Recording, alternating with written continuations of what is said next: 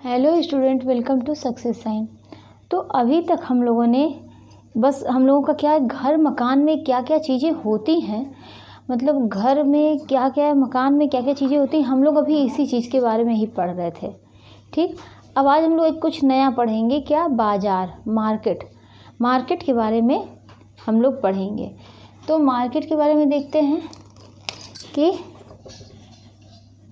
ये बाज़ार, अब बाज़ार में क्या क्या होना ज़रूरी होता है। ये क्या है बाज़ार? जैसे अभी कोई आपसे कह दे कि आप बाज़ार चले जाइए, तो आप क्या कहेंगे कि मतलब ऐसे स्थान पर जाना है कि बाज़ार क्या है, एक स्थान है। देखिए बाज़ार क्या है, यह एक स्थान है जहाँ पर क्या है, जहाँ पर क्रेता विक्रेता और क्या वस्तु हो। ये बाज़ार जो है ये एक स्थान है जहाँ पर क्रेता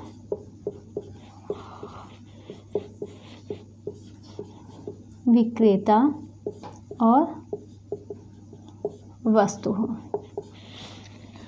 मतलब ये है कि क्रेता विक्रेता मतलब वस्तु हो जिसे बेचना है, ठीक, और क्रेता हो जिसे खरीदना है, जिसमें क्रेता हो, और विक्रेता हो जो बेचने वाला हो। तो मतलब इन तीनों का होना मार्केट के लिए बहुत ज़रूरी है। कौन कौन का?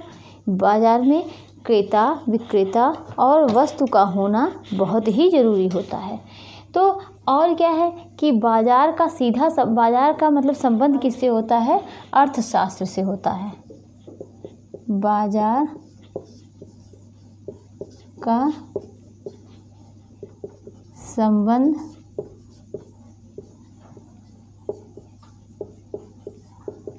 अर्थशास्त्र से होता है। ठीक, तो हमने कहा कि बाज़ार में क्या क्या कौन कौन होना ज़रूरी है। बाज़ार एक स्थान है जहाँ पर क्रेता विक्रेता और वस्तु हों, और बाज़ार का संबंध अर्थशास्त्र से होता है। अब हम देखते हैं कि बाज़ार में क्या होना चाहिए। तो हमने देखा एक तरीके से बाज़ार की परिभाषा हो गई कि एक स्थान है जहाँ पर क्रेता विक्रेता और वस्तु हो।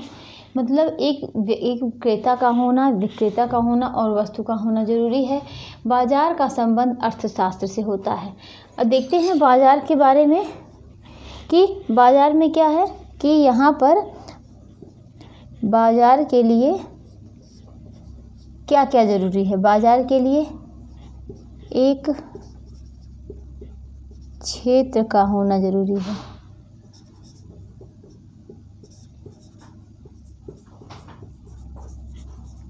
और क्या है कि कोई वस्तु का होना ज़रूरी है। कोई वस्तु का होना ज़रूरी है।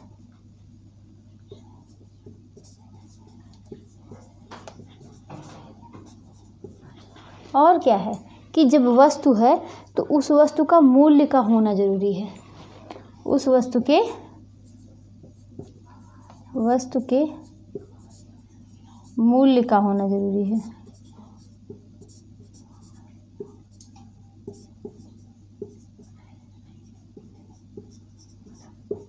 और क्या होना चाहिए कि बाज़ार में एक क्षेत्र का होना ज़रूरी है।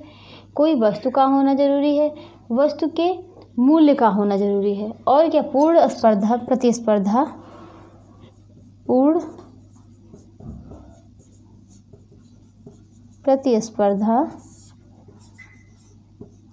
प्रतिस्पर्धा का होना चाहिए।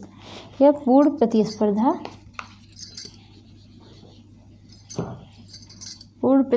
होना चाहिए।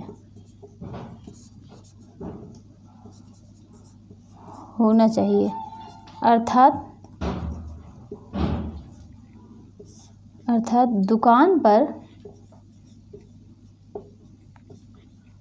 दुकान पर जो रेट हो वही हर दुकान पर हो।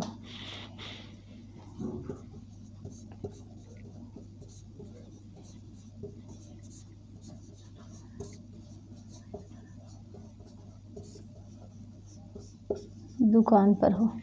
अब देखते हैं कि बाजार की परिभाषा क्या हमने पढ़ी कि बाजार एक क्षेत्र है, वहाँ पर एक क्रेता विक्रेता और वस्तु का होना जरूरी है। बाजार का संबंध अर्थशास्त्र से होता है। बाजार के लिए क्या होना चाहिए कि एक क्षेत्र का होना चाहिए और क्या कोई वस्तु का होना चाहिए कि बाजार में बाजार के लिए एक स्थान होना चाहिए और स्थान पे उस स्थान पर क्या होना चाहिए, कोई वस्तु होनी चाहिए जिसे बेचनी है, ठीक है। और क्या वस्तु के लिए, जब वो वस्तु है उसको बेचना है तो क्या उस वस्तु के लिए मूल्य का होना ज़रूरी है। उसके बाद क्या है कि बाज़ार में पूर्ण प्रतिस्पर्धा होनी चाहिए। ज़रूरी नहीं है कोई हम सामान बेच रहे हैं तो अगर हम उसको बेच रहे हैं तो हर दुकान पर अलग अलग सामान मतलब वो रेट अलग अलग हो उस सामान का। जैसे ये मार्कर है, इस मार्कर का रेट अगर आप जाइए तो देखिए, आप बाज़ार जाइए, एक शॉप पे मान लीजिए 20 रुपये का है, दूसरे पे 10 रुपये का है, तो इससे क्या है, इससे मार्केट जो है वो सही नहीं है। तो उसमें उस मार्केट में क्या होना चाहिए, पूर्ण प्रतिस्पर्धा होनी चाहिए कि अर्थात एक दुकान पर जो रेट है वही हर दुकान पर रेट होनी चाहिए, ठीक है। अब हम देखते हैं कि अर्थशास्त्र के अनुसार अर्थशास्त्र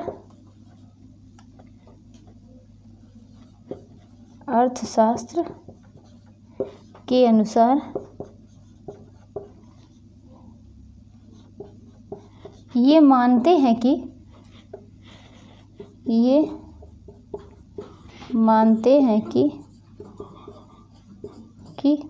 क्रेता और विक्रेता का होना जरूरी नहीं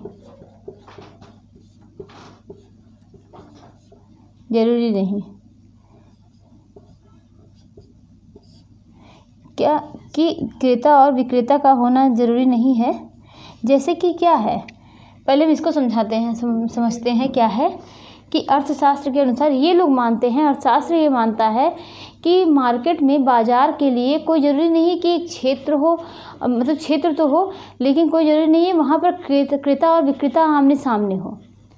ऐसा क्या है कि ऐसा इसलिए है कि जिससे ऑनलाइन शॉपिंग होती है, क्या वहाँ पर क्रेता और विक्रेता दोनों आमने सामने होते हैं? नहीं। तो ऑनलाइन शॉपिंग क्या है, एक बहुत विस्तृत दायरा है। हम लोग क्या करते हैं ऑनलाइन शॉपिंग में, मोबाइल से ही उसको ऑर्डर कर देते हैं, सामान घर पे आ जाता है। तो उन लोगों का, दोनों क्रेता और विक्रेता का क्या है, आमने सामने होना ज़रूरी नहीं है। तो अर्थशास्त्र के अनुसार ये परिभाषा है कि ये मानते हैं कि क्रेता और विक्रेता का होना ज़रूरी नहीं है। तो ये बाज़ार की परिभाषा क्या थी कि ये एक स्थान है कि जहाँ पर एक क्रेता और एक विक्रेता का और एक वस्तु का होना, मतलब वस्तु का होना ज़रूरी है। और क्या है कि बाज़ार का संबंध किससे होता है, अर्थशास्त्र से होता है। बाज़ार के लिए एक क्षेत्र का होना ज़रूरी है, एक क्षेत्र का होना ज़रूरी है, कोई वस्तु का होना ज़रूरी है, वस्तु के मूल्य का होना ज़रूरी है, पूर्ण प्रतिस्पर्धा होनी चाहिए, मतलब दुकान पर जो एक दुकान पर रेट हो वही हर दुकान पर रेट होनी चाहिए। और अर्थशास्त्र के अनुसार ये मानते हैं कि क्रेता और विक्रेता का होना ज़रूरी नहीं है, क्योंकि जैसे ऑनलाइन शॉपिंग, क्योंकि ये एक विस्तृत दायरा है, ठीक। तो हम लोगों ने क्या कि बाज़ार में क्या क्या होना ज़रूरी है इसके बारे में देखा। अब आगे देखते हैं। अब हम लोग पढ़ेंगे क्या पढ़ेंगे कि बाज़ार का वर्गीकरण करेंगे, ठीक।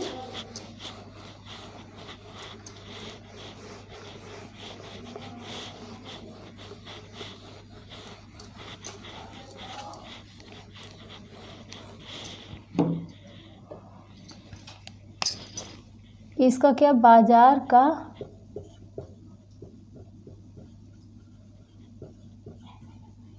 वर्गीकरण, ठीक। अब बाज़ार के वर्गीकरण में हम लोग देखते हैं कि ये किसके आधार पर होती है।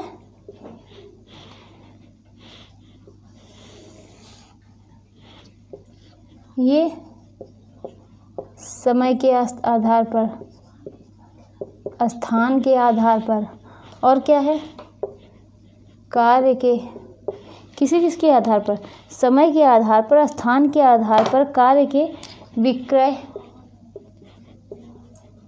विक्रय के आधार पर, और क्या है, प्रतिस्पर्धा के आधार पर, प्रतिस्पर्धा के आधार पर। और मतलब ये क्या है, इसके बारे में देखते हैं कि बाजार का वर्गीकरण समय के आधार पर कर सकते हैं, स्थान के आधार पर, कार्य के आधार पर, और विक्रय के आधार पर, प्रतिस्पर्धा के आधार पर, और किसके आधार पर, औचित्य के आधार पर, औचित्य के आधार पर।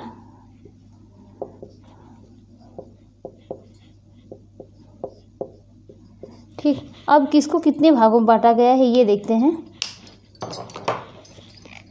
ये जो है ये 4 भागों में बांटा गया है, समय के आधार पर, स्थान के आधार पर 4 भागों में, कार्य के आधार पर कितने भागों में, 4 भागों में, फिर विक्रय के आधार पर कितने भागों में बांटा गया है, 2 भागों में, प्रतिस्पर्धा के आधार पर 3 भागों में, औचित्य के आधार पर 2 भागों में। तो मतलब बाजार का वर्गीकरण देखिए किस किस के आधार पर कर सकते हैं, समय के आधार पर, स्थान के आधार पर, कार्य के आधार पर, विक्रय के आधार पर कर सकते हैं, प्रतिस्पर्धा के आधार पर कर सकते हैं, और औचित्य के आधार पर। किसको कितने भागों में बांटा गया है, समय के आधार पर 4 भागों में बांटा गया है, स्थान के आधार पर 4 भागों में, कार्य के आधार पर 4 भागों में, विक्रय के आधार पर 2, प्रतिस्पर्धा के आधार पर 3, और औचित्य के आधार पर 2 भागों में। अब हम एक एक करके पढ़ेंगे। पहले ये देखिए, स्थान के आधार पर 4 और समय के आधार पर 4। तो समय के आधार पर देखते हैं कि ये क्या है, दैनिक, अल्पकालिक, दीर्घकालिक, किसके आधार पर है, दैनिक है, अल्पकालिक है, दीर्घकालिक है, और क्या, अति अल्पकालिक है।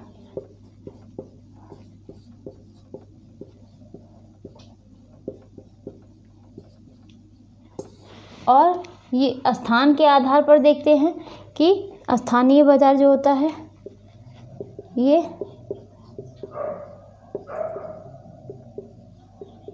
बाजार, और प्रादेशिक,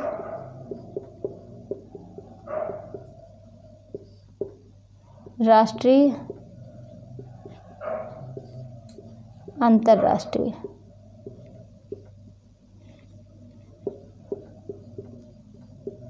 अंतर्राष्ट्रीय। तो समय के आधार पर दैनिक हो गया, और क्या है, इस दैनिक हो गया, अल्पकालिक हो गया, दीर्घकालिक हो गया, और ये क्या है, अति दीर्घकालिक, अति दीर्घकालिक। फिर से एक बार देखते हैं कि समय के आधार पर बाजार कितने प्रकार के होते हैं, 4 प्रकार के, दैनिक, अल्पकालिक, दीर्घकालिक, अति दीर्घकालिक। और स्थान के आधार पर बाजार कितने प्रकार के होते हैं, स्थानीय बाजार, प्रादेशिक बाजार, राष्ट्रीय, अंतर्राष्ट्रीय। तो एक एक करके हम लोग समझते हैं कि जो दैनिक बाजार कहते हैं ये क्या होता है, दैनिक बाजार ये क्या है, दैनिक बाजार जो होता है ये अति दीर्घकालिक होता है, ये अति दीर्घकालिक नहीं, ये अति अल्पकालिक होता है, अल्पकालिक होता है। क्या है, जिसकी ज़रूरत रोज़ पड़ती है,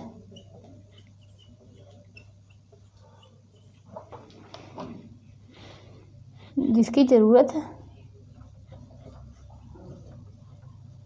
रोज़ पड़ती है,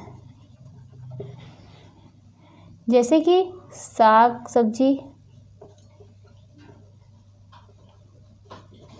सब्जी, दूध हो गया, और क्या हो गया, ब्रेड हो गया। ये सब क्या है, ये सब की ज़रूरत रोज़ पड़ती है, ये मार्केट में रोज़ आते हैं, रोज़ ख़त्म होते हैं। ठीक, इसको ज़्यादा दिन तक रखा नहीं जा सकता है। तो दैनिक बाजार क्या हो गया, ये अति अल्पकालिक होता है, जिसकी ज़रूरत रोज़ पड़ती है, और जैसे कि साग सब्जी, दूध, ब्रेड, तो ये क्या हो गया, दैनिक बाजार के अंतर्गत आया। अब हम देखते हैं अल्पकालिक।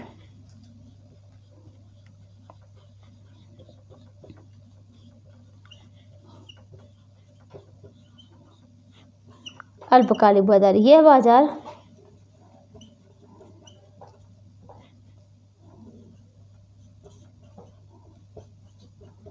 थोड़े समय के लिए होता है।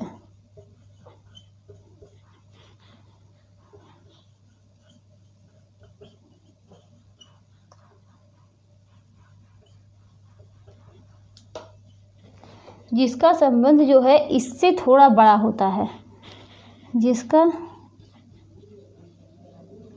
जिसका समय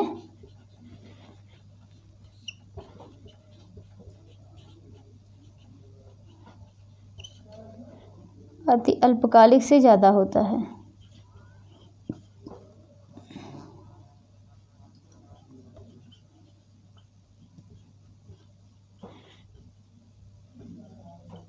ठीक, तो हमने देखा कि दैनिक बाजार क्या होता है, ये अति अल्पकालिक होता है, जिसकी ज़रूरत रोज़ पड़ती है, जैसे साग सब्जी ब्रेड हो गया। और क्या है कि अल्पकालिक बाजार, यह बाजार थोड़े समय के लिए होता है, जिसका समय अति अल्पकालिक से थोड़ा ज़्यादा होता है। अब हम क्या देखेंगे कि दीर्घकालिक बाजार।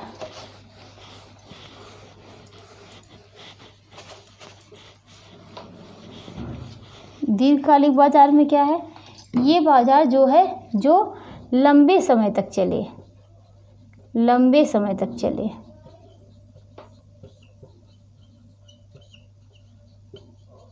ठीक, अब लंबे समय तक चले, जैसे कि क्या है, जूता, चप्पल, साड़ी। तो ये क्या है, ये दीर्घकालिक बाजार हो गया।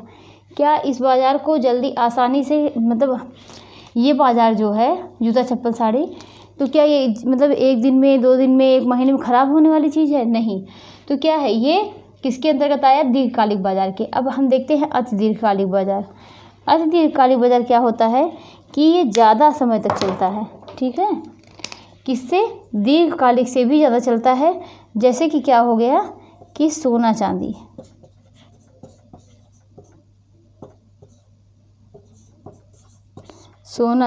ठीक है, तो ये क्या हो गया, ये अति दीर्घकालिक हो गया। तो हमने देखा समय के आधार पर बाजार जो है वह 4 प्रकार के हुए, दैनिक, अल्पकालिक, दीर्घकालिक और अति दीर्घकालिक। अब हम देखते हैं कि स्थानीय बाजार।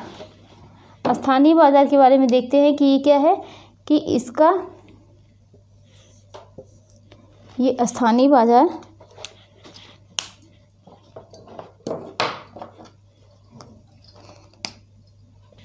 ये हम देखते हैं कि फिर से देखेंगे कि ये स्थानीय बाजार क्या होता है कि जैसे कि गांव और कस्बे में जो भी चीज़ें मिल जाती हैं, वो क्या है, गांव से कस्बे तक वो क्या है कि स्थानीय बाजार के अंतर्गत आता है। ठीक है, जैसे गांव से कस्बे तक, तो ये क्या है, ये स्थानीय बाजार हो गया। और प्रादेशिक बाजार क्या हो गया,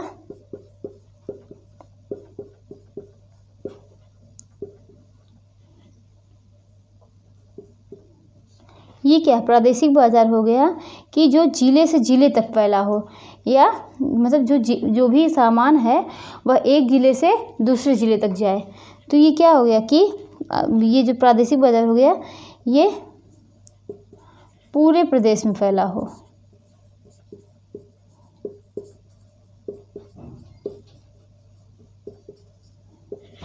और क्या है, राष्ट्रीय बाजार, ये पूरे देश में फैला हो।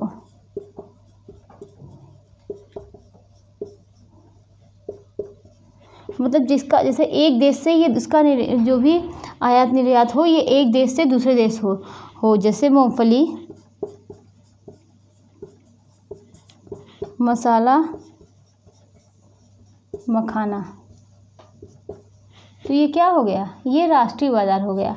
और अंतर्राष्ट्रीय बाजार क्या हो गया कि ये देश से, जिसका दायरा देश में नहीं बल्कि प्रदेश में होता है। तो ये क्या हो गया कि ये पूरे प्रदेश में रहेगा और इसका एक देश से दूसरे देश रहेगा।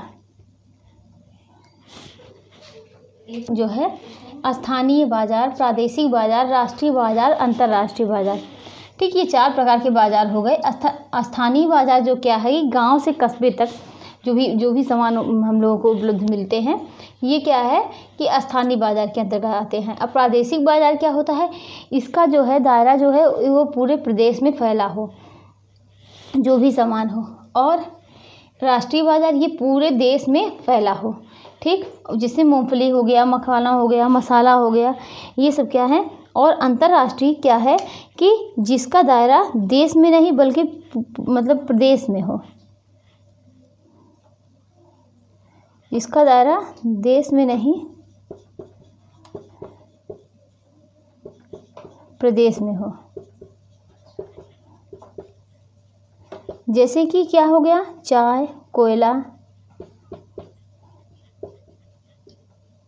ये सब चीज़ें, ठीक। तो ये हो गया स्थान के आधार पर। अब हम लोग देखेंगे कार्य के आधार पर। कार्य के आधार पर क्या हो गया,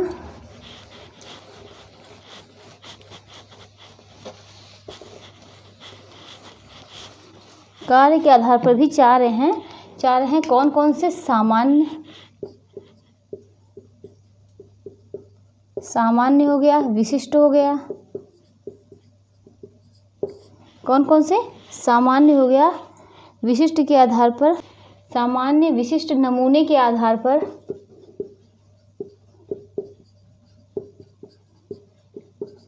नमूने के आधार पर।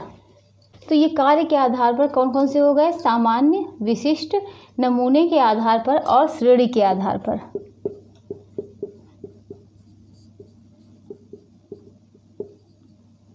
के आधार पर, ठीक। तो ये कार्य के आधार पर कितने हो गए, हमने देखा समय के आधार पर 4 प्रकार के हुए।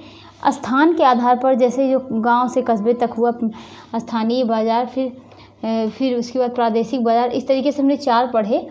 अब हम कार्य के आधार पर देखते हैं, सामान्य के आधार पर और विशिष्ट के आधार पर, नमूने के आधार पर और क्या है कि श्रेणी के आधार पर।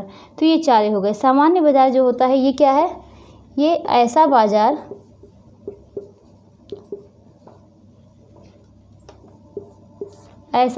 जहाँ पर सब कुछ मिल जाए, जहाँ पर सब कुछ मतलब सब कुछ मिल जाए। जैसे कि ऐसा बाजार जहाँ पर सारी वस्तुएं मिल जाए, जैसे कि कपड़े हो गए, सब्जी हो गए, ये सारी सामान मिल जाए। अब विशिष्ट बाजार देखते हैं।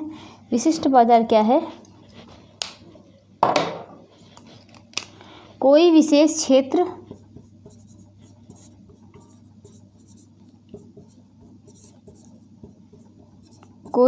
क्षेत्र, जैसे कि फल मंडी, सब्जी मंडी, ये सब क्या है,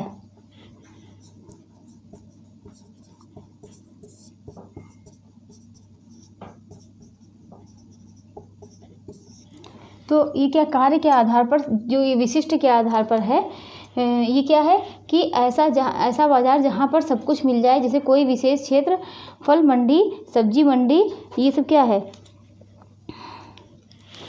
विशिष्ट के लिए हम एग्जाम्पल देख सकते हैं कि जैसे बिहार में जो पशुओं का मेला लगता है, तो ये सब क्या है कि मतलब एक विशेष क्षेत्र है, यहाँ पर ये चीज़ें, ये फल मंडी है, यहाँ पर सारे सिर्फ फल मिलेंगे। ये सब्जी मंडी है, यहाँ पर सब्जी मिलेगी। तो ये क्या है, विशिष्ट बाजार के आधार पर आता है। अब नमूने के आधार पर हम देखते हैं।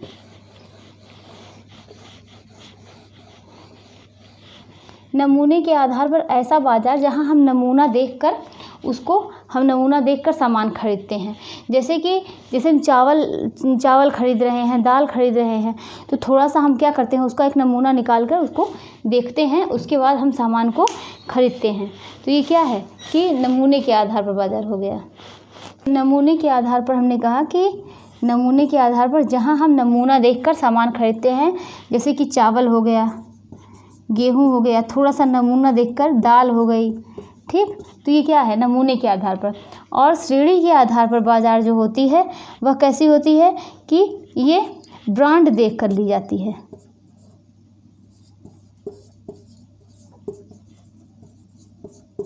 देखकर खरीदी जाती है।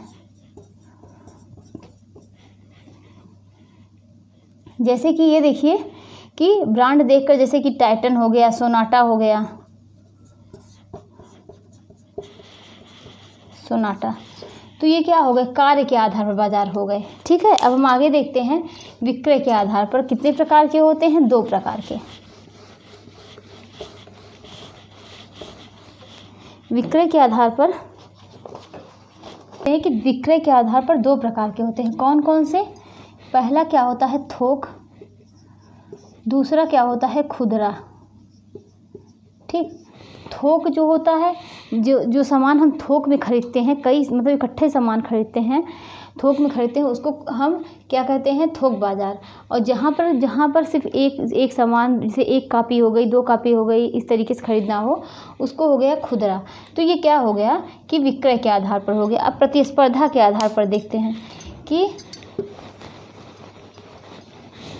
प्रतिस्पर्धा के आधार पर बाजार कितने प्रकार के होते हैं, इसको हम देखेंगे। ये क्या हो गया, पूर्ण प्रतियोगी, पूर्ण प्रतियोगी हो गई। उसके बाद दूसरा क्या है कि ये पूर्ण प्रतियोगी हो गया, और दूसरा क्या है, अपूर्ण प्रतियोगी।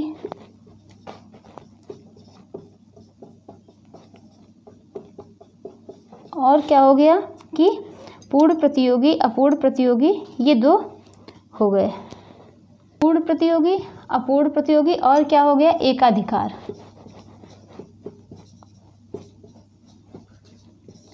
ये 3 बाजार हो गए प्रतिस्पर्धा के आधार पर। अब प्रतिस्पर्धा के आधार पर हम देखते हैं कि जहाँ पर क्रेता और विक्रेता में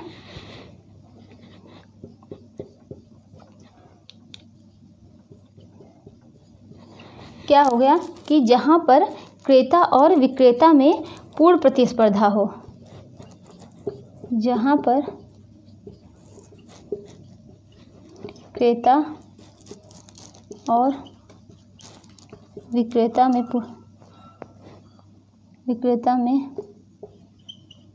पूर्ण प्रतिस्पर्धा हो, हर दुकान का रेट एक समान हो। ठीक,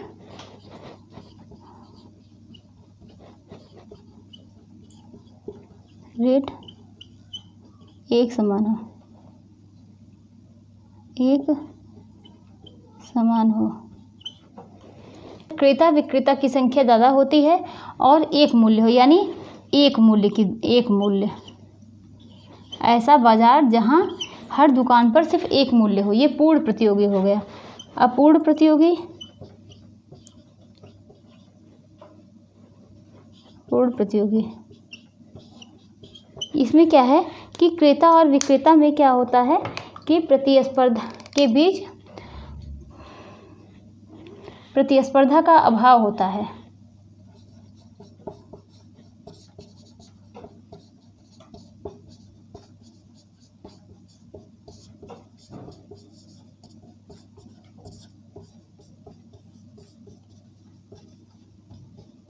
प्रतिस्पर्धा का अभाव हो, मतलब इसमें क्या होता है कि क्रेता विक्रेता मूल्य से परिचित नहीं होते हैं। कोई सामान है तो हर दुकान पे अलग अलग रेट होती है, तो ये क्या है कि अपूर्ण प्रतियोगी हो गया। और एकाधिकार,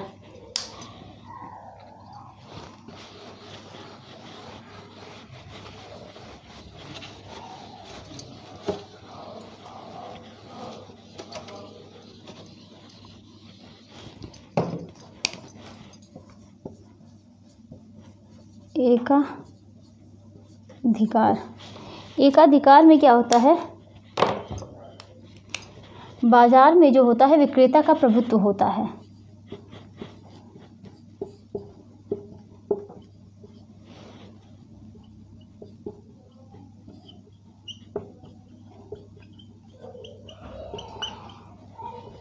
प्रभुत्व, बाजार में विक्रेता का प्रभुत्व होता है, विक्रेता एक होता है तथा क्रेता अनेक।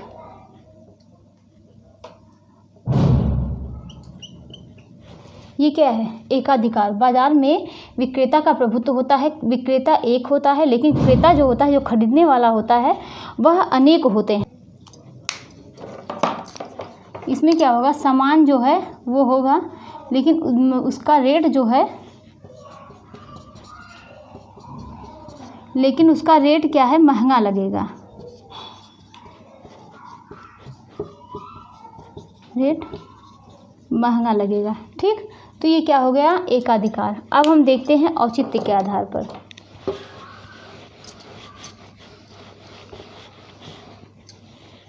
औचित्य के आधार पर बाजार जो होते हैं वह दो प्रकार के होते हैं। ये पहला बाजार क्या है, ये उचित बाजार, उचित बाजार, और दूसरा क्या है, चोर बाजार, जिसे काला बाजार भी कहते हैं। इसे तस्करी या वस्तुओं मतलब तस्करी वाले बाजार कहते हैं। तो ये सब चीज़ें होती हैं चोर बाजार।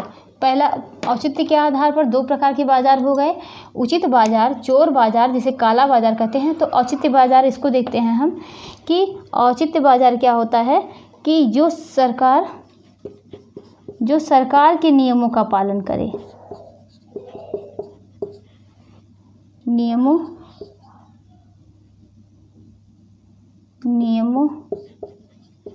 का पालन करे। ये क्या है, जो सरकार के नियमों का पालन करे, जैसे उसका नियम है सरकार का, उसी हिसाब से वह सामान को बेचे। तो ये क्या है, उचित बाजार। चोर बाजार है कि यहाँ पर चोरी से सामान बेचे जाते हैं और यहाँ पर तस्करी होती है। काला बाजार होता है जो चोरी करके सामान बेचते हैं, चोरी करके सामान को बेचते हैं। और क्या करते हैं कि ये चोरी करने के नाते सामान को सस्ता बेच देते हैं।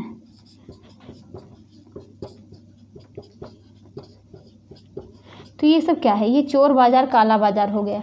तो हम लोगों ने बाजार का वर्गीकरण किया। अभी बाजार के कई प्रकार और हैं, लेकिन आज मेरी तबीयत कुछ ठीक नहीं लग रही है, इसलिए आज हम और क्लास नहीं ले पाएंगे, वरना ये बाजार का चैप्टर हम पूरा कंप्लीट कर देते। तो अभी तक हम लोगों ने यही देखा कि बाजार का वर्गीकरण कितने प्रकार के हो गए। ये समय के आधार पर, स्थान के आधार पर, कार्य के आधार पर, विक्रय, प्रतिस्पर्धा, औचित्य। अभी बहुत बाजार है, सुपर मार्केट हो गया, ये सब जो मार्केट है, और क्या है, चैन मार्केट हो गया। तो ये सब अभी हम लोगों को बाजार के बारे में और पढ़ना है। तो थोड़ा सा बचा है, उसको भी हम कोशिश करेंगे कल कंप्लीट करके कोई और एक नया चैप्टर उस पर कंप्लीट करें। तो ये बाजार का वर्गीकरण हो गया।